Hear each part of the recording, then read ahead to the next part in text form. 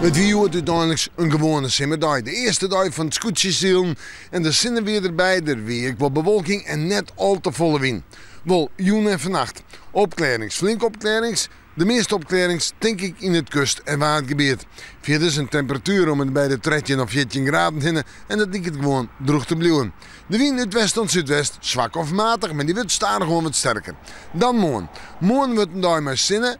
Een dag met bewolking en staat het nodige droog waar. Het is op het nipperke. In het oosten misschien een buiken, maar daar heb ik droog waar staan.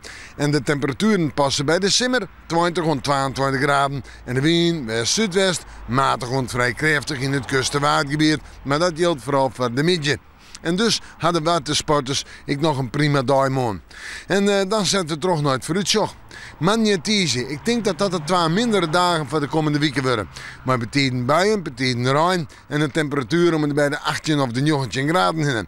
Maar dan komt de dag van de PC, dan komt de dag van waanzin. En dan wordt het zo'n 22 graden, gewoon simmerwarmte.